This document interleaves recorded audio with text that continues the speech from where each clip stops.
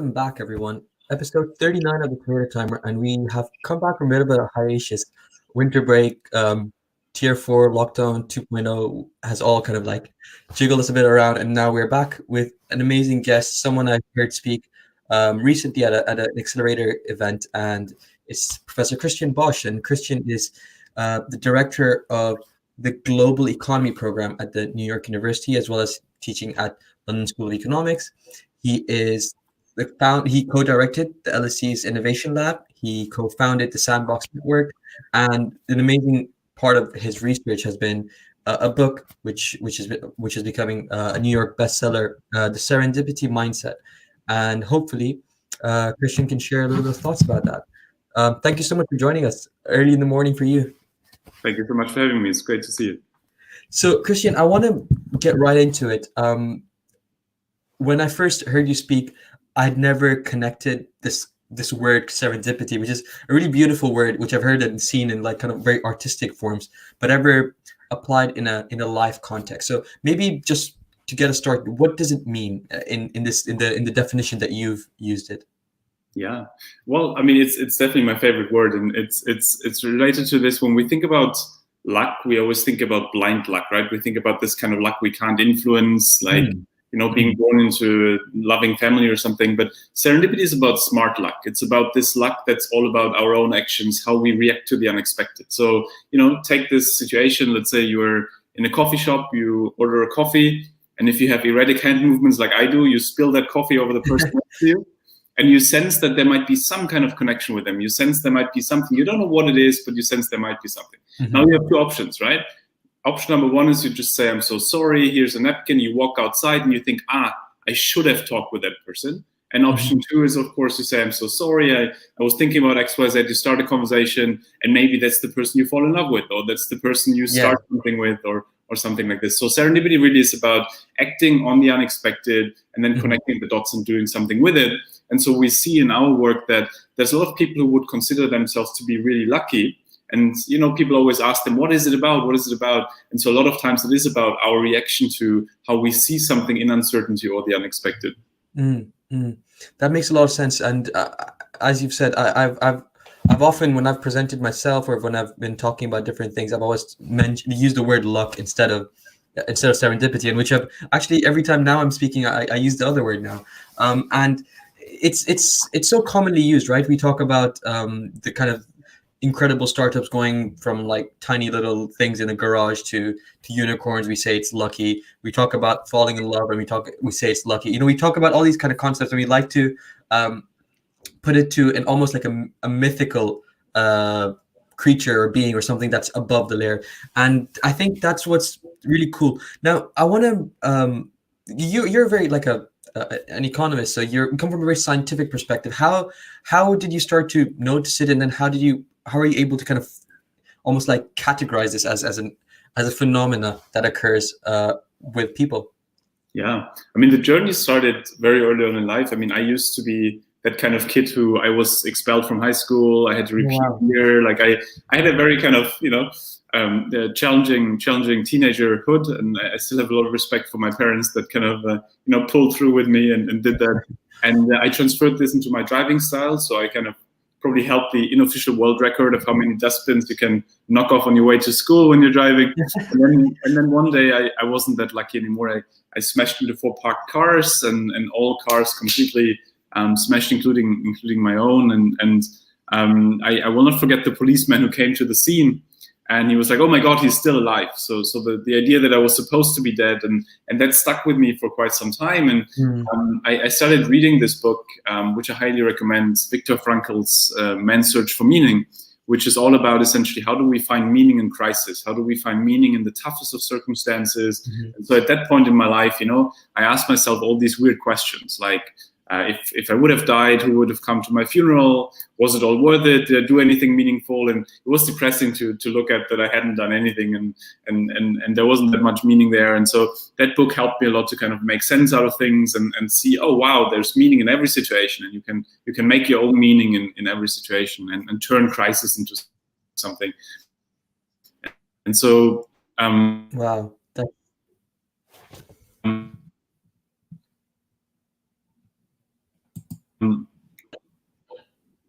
Yeah. Zubair, are you still here? Somehow perfect.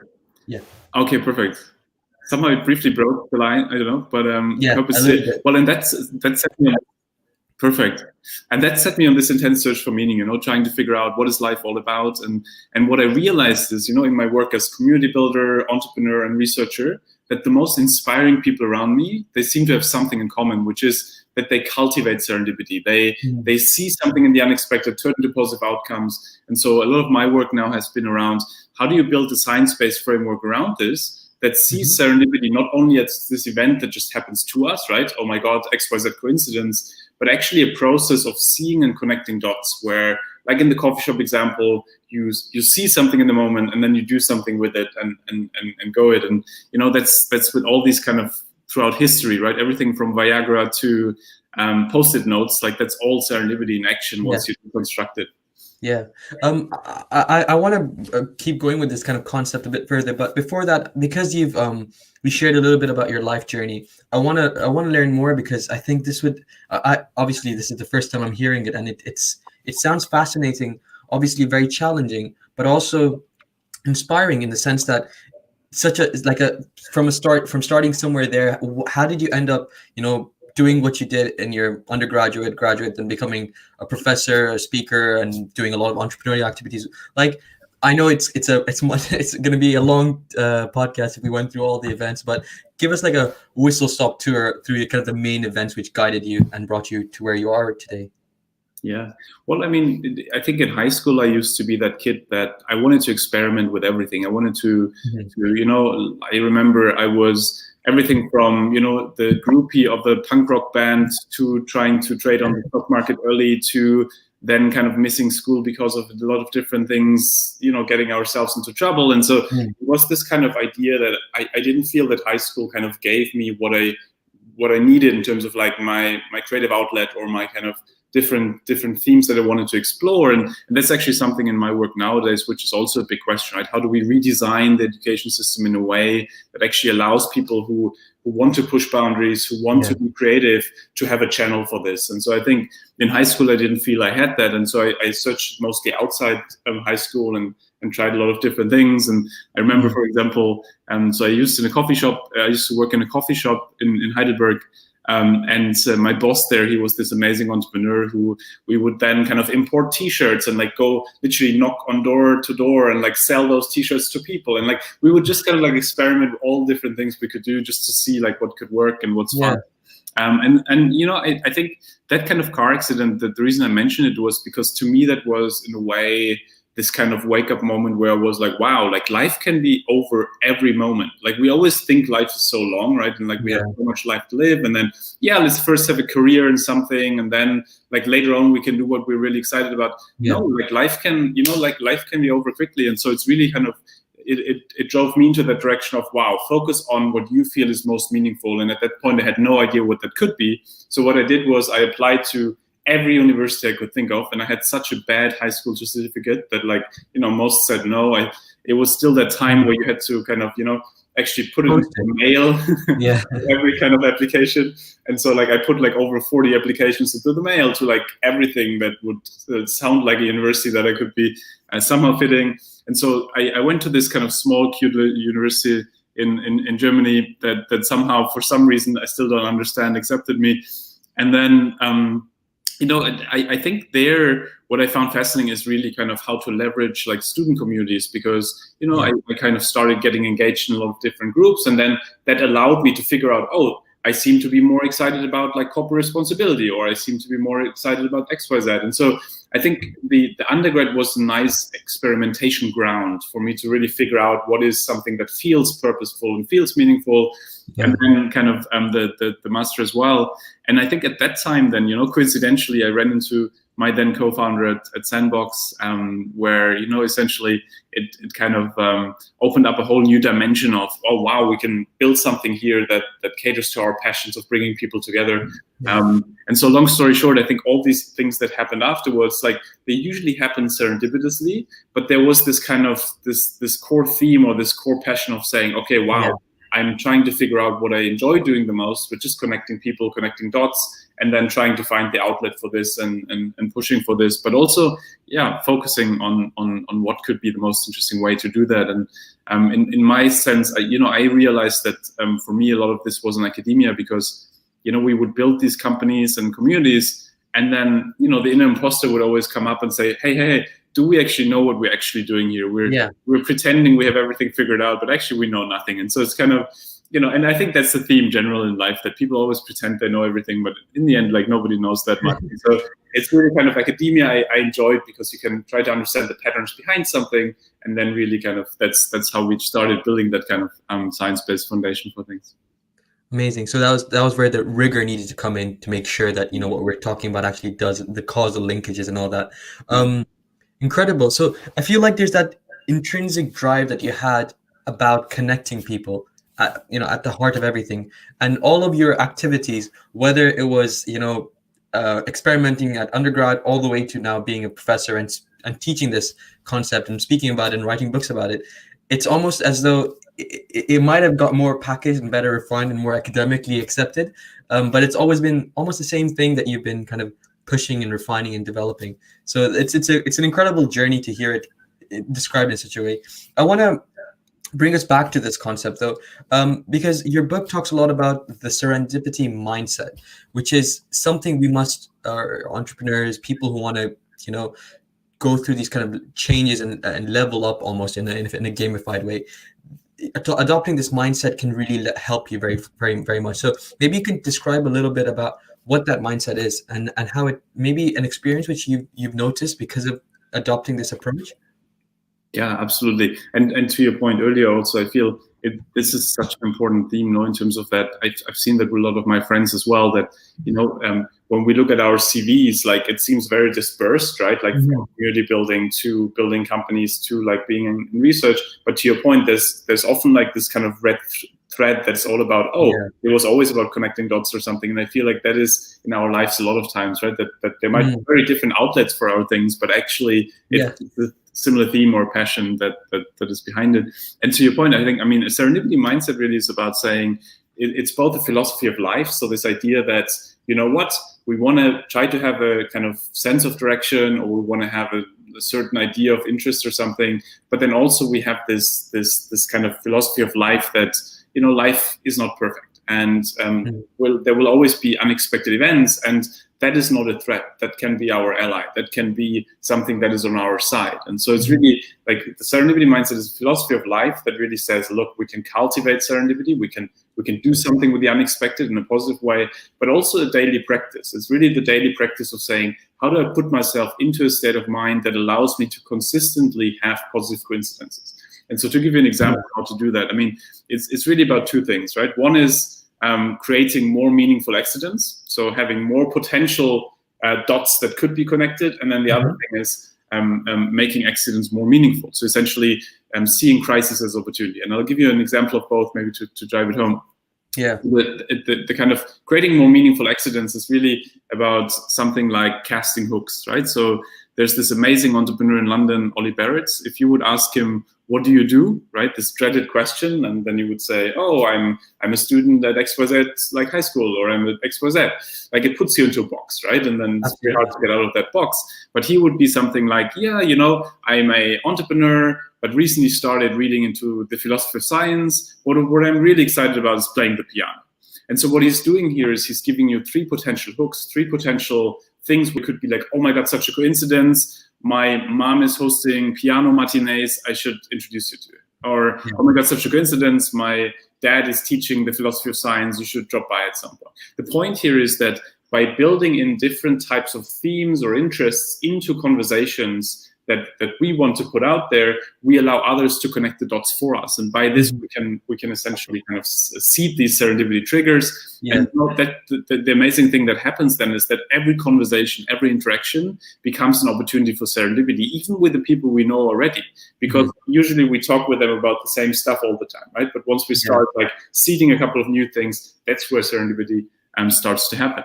And then about this kind of like making accidents more meaningful, let me give you the example of Viagra to drive it home, where when you had couple of decades ago, had a couple of researchers, and they wanted to give people, test medication with people against angina, the disease.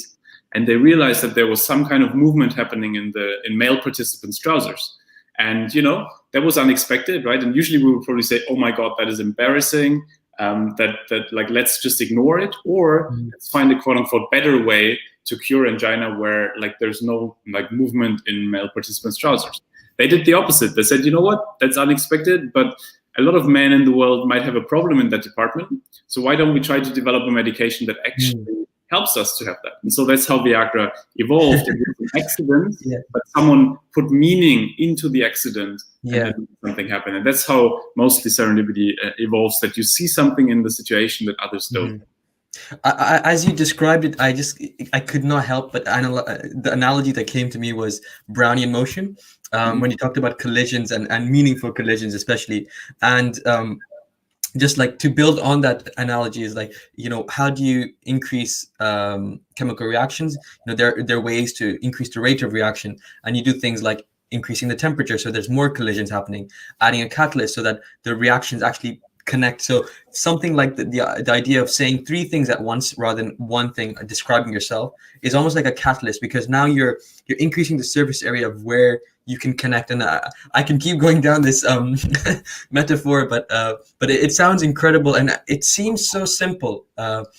And one thing that has continuously been kind of mentioned in these episodes with some incredible entrepreneurs as well, is that they talk about putting yourself out there, and I feel like this is also part of what your message is as well. It's about making yourself open to connection, making yourself available to ideas, reciprocate those ideas. And but it's tough though, right? Like to make yourself open, to make yourself vulnerable is not easy. We tend to be kind of secure in our kind of little bubble. And saying something which may lead to an incredible serendipitous outcome could also just be an embarrassing situation. So how and I'm really like thinking back to a 16-year-old or 17-year-old Zubair who wasn't really willing to put himself out there. Where do we do that? How do we go to that position? Yeah, it's a great question, because I remember in that age, 16, 17, I think it's especially, I can only imagine in the kind of COVID-19 world how there's an additional limit. And I think one thing that I've always found very useful, especially during that time, now that I kind of retroactively try to make sense out of it, but also in general, like, is really that idea of finding your tribe, like finding the people who can help stimulate ideas and things. And so, for example, I never found that in high school. Like in high school, I didn't find my tribe. Like I had friends, like I had a couple of people I got along really well, but my real tribe I found in the coffee shop with students who were working in the coffee shop. And then they brought me the stimulation because they were all like 10 years older and they had a lot of life experience. And I was literally clinging on them, and I was like, oh my God, tell me everything. Like, I want to learn about the world. I want to know everything, because they seem to know more than my teachers actually. And so I think in that respect, I'm a big fan of putting ourselves into situations where we can try to figure out where is our tribe, who are the kind of people who can inspire us. And so if that means that we work in a coffee shop 1 hour per week or a couple of hours per week, to me, it was never really about the coffee and the selling, like the coffee. It was great to then fund my nightlife, but it wasn't necessarily that. It was really about plugging into another community that I would usually not have access to. Like these students would not have talked, like they probably wouldn't have had a situation to talk with me, but by plugging into that coffee shop, like it became natural to be and become friends with them, even though I was much younger than them. And so I'm a big fan of trying to figure out what are the potential communities. Is it dance clubs somewhere? Is it coffee shops? Is it other things where we can just kind of meet other people, but in a very relaxed, informal environment? But also, is there things such as events? If we're interested in, like, to your point, right? I think there's so many exciting things around, like chemistry and like molecular chemistry, like how do you accelerate molecules to have those unexpected reactions, right? Which is fascinating. And so really going to universities who have open events around these like questions, whatever we're interested in. And so I would really kind of just map out a little bit, like, what are our key interest areas. Like I'm a big fan of doing a serendipity journal, so to write down, what is my core interest, what is the themes that are interesting to me, and who are the kind of people who could be that. And if they're not in high school, are they maybe, can I find them in public events? Can I find them in shops, wherever that is? Yeah, I think that's an incredible piece of advice because, and again, retroactively thinking back, it feels like I wish I'd done that. I wish I'd engaged in other, whether it was within the school ecosystem of extracurricular activities, but also around me, whether it was just going to trying to get an internship or trying to join another community. I know, I'm sure that it's a tricky time at where you're trying to teach as well, but people all over the world are finding it really difficult to meet other people, and it's almost like it's the worst possible position to be in terms of the kind of the serendipity mindset, because you're not getting to run into people. You can't go to a coffee shop anymore, well, at least not in the UK. But it's what about so I'm just trying to I'm thinking about what I would try to do right now, and it seems like it's a similar thing. Although it might be even harder, but virtual communities exist, finding our tribes, finding our interest areas, and it doesn't necessarily have to be drilled to academia. I think we often try to especially when we're thinking about applying to higher education, we're always thinking about how do we make that related to potentially our personal statement? How do we do that so that it makes our application stronger? Keeping ourselves open to things which interest us, almost like without any other sense of motivation, is going to lead to so much more meaningful conversation. You will know a little bit of fact that you would not have known because you were interested and you spent hours on Wikipedia trying to work it out. So I am rambling a little bit, but it makes a lot of sense. And I think although it's a tough time, we can still leverage virtual, especially semi-formal or informal spaces to engage with each other, and talk about things academic but also non-academic, to kind of keep ourselves open to meaningful collisions, right?